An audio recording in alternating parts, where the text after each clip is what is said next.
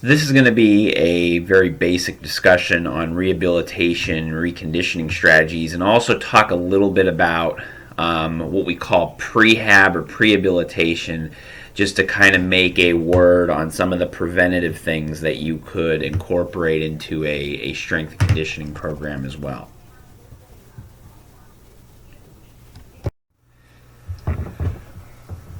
So with rehabilitation, reconditioning goals, again, the objective is to apply optimal levels of stress. So you have to look at what's going on in as far as the individual and their injury has. What phase of the healing process are they in? And we discussed some of what is going to be going on during those phases in the previous discussion. And think of movements and how the tissue's orientated.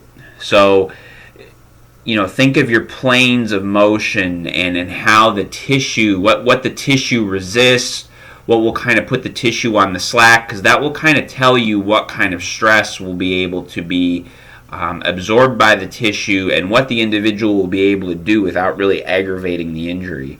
So look at the athlete's overall situation in regards to that. And again, apply what we discussed in the previous discussion, and as far as what's going on during those different healing phases. So this is a scenario that I'm going to have you answer in the discussion post, and you're also going to discuss in the next class. So obviously respond to the discussion post before class, but jot a couple notes down for some in-class discussion on this. We're going to have a men's basketball player with a grade 2 lateral ankle sprain. What are some problems specific to the injury, and what are some other concerns besides just rehabilitating the ankle that you would want to be looking at with this individual?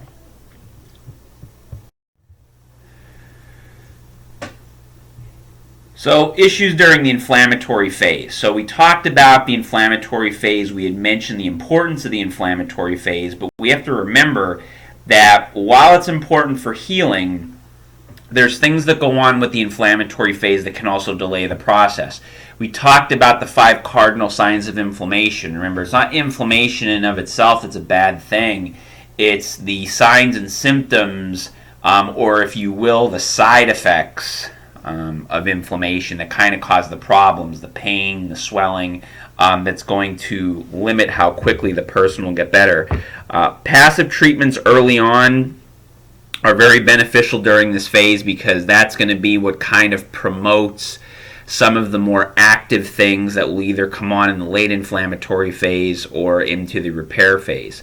A question here are what problems are experienced. So think about what are some issues that the person typically experiences during the inflammatory phase. Your treatment goal here is to prevent disruption of tissue. So again, the phases of healing are going to kind of run into each other. So during the inflammatory phase, you're going to start to have some of the early parts of the repair phase starting to take place. So we want to prevent that tissue from getting disrupted. The question here about complete rest. We know we obviously don't want complete rest. We want to try whatever we can move, we want to move. And whatever we can maintain, we obviously want to be able to do that. One thing to think about that a lot of people tend to neglect is exercise-related areas, and more specifically the opposite side. So if you have an injury to the right ankle, exercise the left ankle. And it's more important than you think. There's something called cross-innervation neural overflow. So by strengthening your left side, you get a little bit of carryover to the right. Now, it's not a lot, but it's better than nothing. So say somebody's in a cast, or they have to have their ankle immobilized. Do exercises on the opposite side. And another thing that you want to look to maintain or at least work on is the metabolic conditioning. So your aerobic, cardiovascular, anaerobic, look to try to maintain that or work on it however you can. If it's a lower body injury, have them use an upper body ergometer, or have them do some type of upper body based conditioning, ropes or whatever, just something to try to maintain that. So again, we come back to our basketball player, and this will be part of that discussion board post. What can we do with the basketball player during the inflammatory stage. If they have a grade 2 ankle sprain, what are some things you think you'd want to do with them?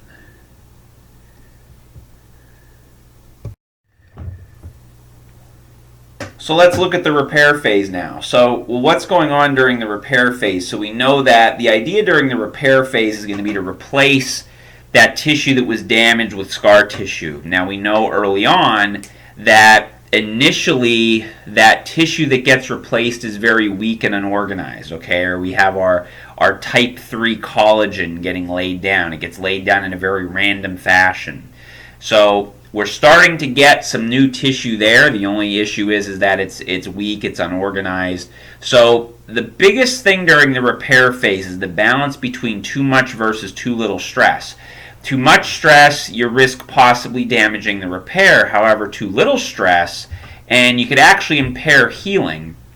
And I just talked about this in the modalities class, discussing how really exercise is going to be truly the thing that makes somebody better. The blood flow that you're going to get with moderate exercise to the region is going to really be what allows that healing to take place. How could you tell if you did too much? Well, if they're really sore afterwards and the next day they came in and they said how sore they were, or if they still are sore from the previous day, then you did too much. That'll usually tell you that. But make sure, again, during this phase, we want to get them moving as much as we can. The treatment goal here, prevent atrophy and joint deterioration. Resistance training of all forms can take place here, and any type of proprioception and neuromuscular control. So whether that be balance, PNF patterns, whatever, can really start to be incorporated during this phase.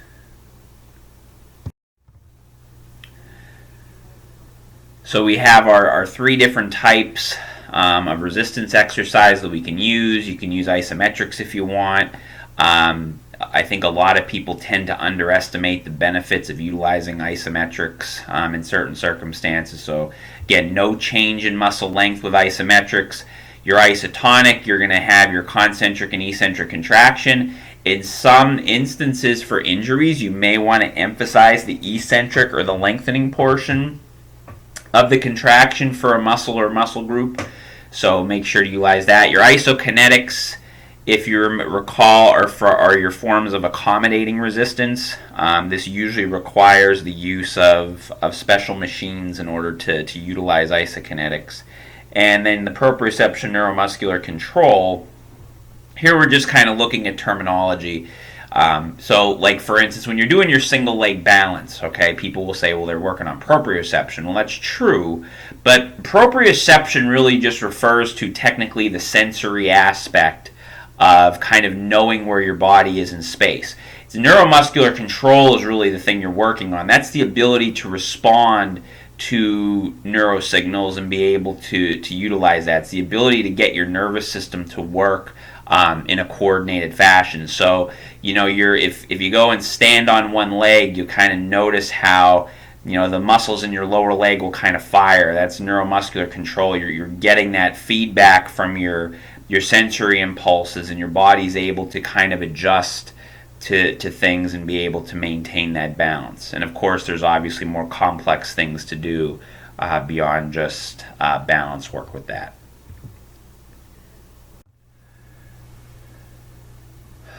So now at this point, what will we do with the basketball player at this stage?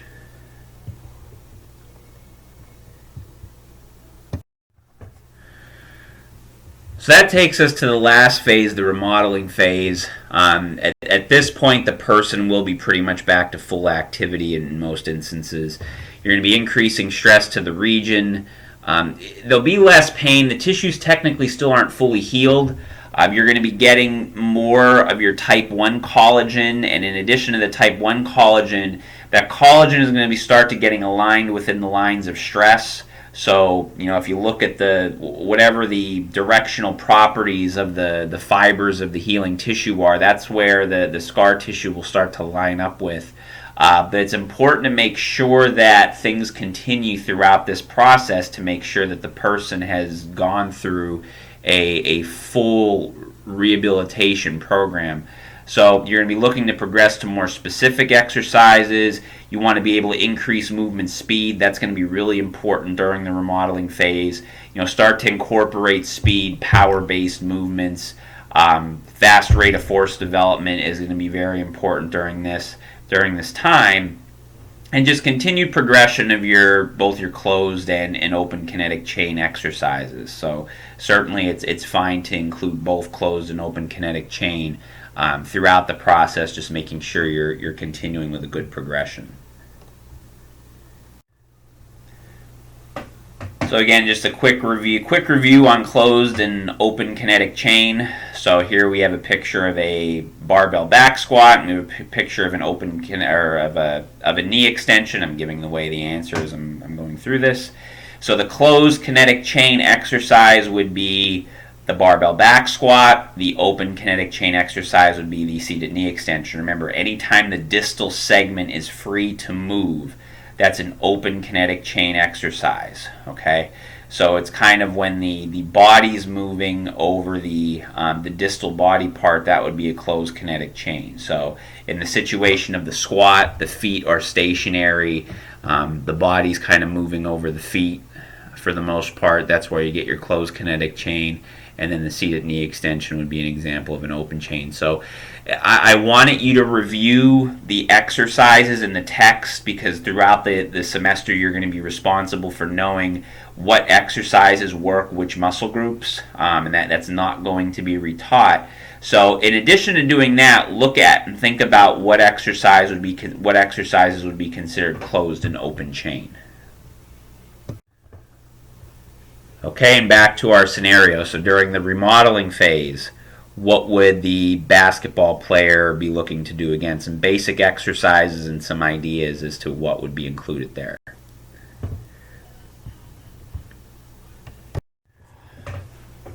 So looking at some basic resistance training program terminology, and these certainly aren't the only applications of progressions when you're looking at resistance training, but I want you to be aware of these, because this will certainly be terminology that you'll need to know in the future.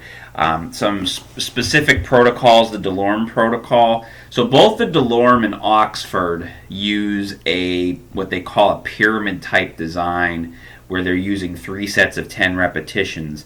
The DeLorme program goes from light to heavy resistance. So, the example that your book gives, the initial set would involve 10 repetitions of 50% of the athlete's 10 repetition max. The second set increases to 75% of the 10 repetition max, and the final set is 100% of the 10 repetition max. So that's the DeLorme protocol, whereas the Oxford system does the reverse of that. It goes from heavy to light. So it starts at the 100% of the 10 rep max and then works down to the 50%. So that's the difference between the DeLorme and the Oxford. The daily adjustable progressive resistance exercise, okay, or the DAPRI, requires a little bit more change in the resistance. Basically what goes on with this is the DAPRI is a 4-set protocol. The repetitions on the 3rd set dictate adjustments to the 4th. Okay, that's really the most important thing that I want you to know. There's a table on page 536 in your book that kind of goes through an example as to how this gets applied.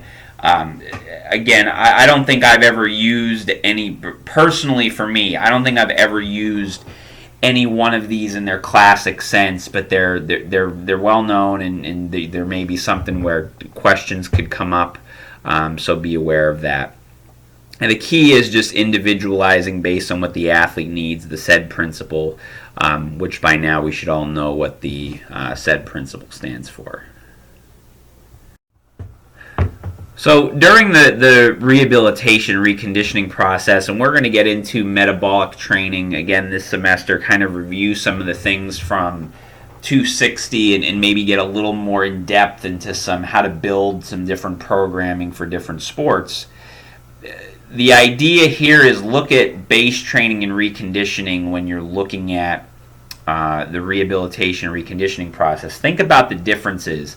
But any type of basic maintenance of cardiorespiratory function is going to be important. So even though you may not be able to be incredibly specific at first, just to work even basic low heart rate cardiorespiratory function for any athlete is going to be good. But obviously, as time moves along, you want to become more specific. So obviously, when you look at cross country versus wrestling, the metabolic demands are very different for a cross country athlete versus a wrestler. However, even with a wrestler, early on, be it in rehab and reconditioning or even early off-season training, basic low-intensity cardiorespiratory function can be something that gets utilized, early on just to kind of set a base and also for recovery purposes as well. And the last thing we're going to look at in this presentation is the concept of prehabilitation. And what this basically means is it's using rehab-based activities prior to getting injury from a prevention standpoint. So the key with this, as it is with anything, is think about what are common problems in specific athletes. And the other thing that you want to consider with that also is not only the sport the athlete plays, but also age and the gender of the athlete. So doing some research on some different things and as far as what are common issues seen in these athletes can be very beneficial. And incorporate this into their warm-up and main training sessions. Okay, I'm a firm believer. I think strength coaches that turn their entire strength training routine into a complete basic rehab program is not that great of an idea. But certainly incorporating some prevention stuff is certainly beneficial. So, and we showed some examples and talked about this in 260 in how we incorporated, for instance, maybe some scapular, periscapular muscle strengthening exercises prior to like an upper body weightlifting day, and use that as a warm up and maybe help to prevent or even eliminate any muscle imbalances. And these are just, and I think I showed some of these exercises last semester as well, but just, to talk about very basic exercise for the upper body, the band pull apart. So just standing with a resistance band, pulling it apart, getting your upper back, squeezing your upper back together, and working the posterior shoulder a little bit is always a good exercise to do. And the bottom part is showing the TKE, or the terminal knee extension. So, for both myself and a lot of the athletes that I've worked with, I use that as a warm-up exercise prior to squatting. Very good, particularly for athletes who do have a tendency to get some anterior knee pain. It's a good exercise to utilize.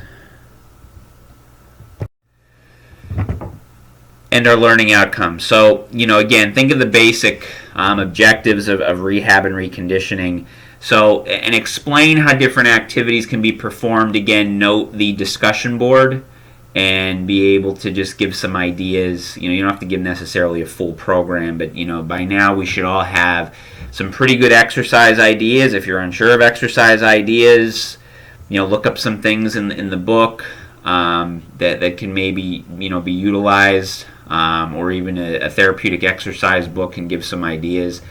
And, look at prehab exercises for specific athletes. Again, that should be part of your needs analysis, that when you're designing programs, think about some things that, will be needed for that particular athlete.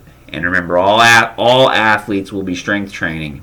So find ways to utilize some of that time for injury prevention.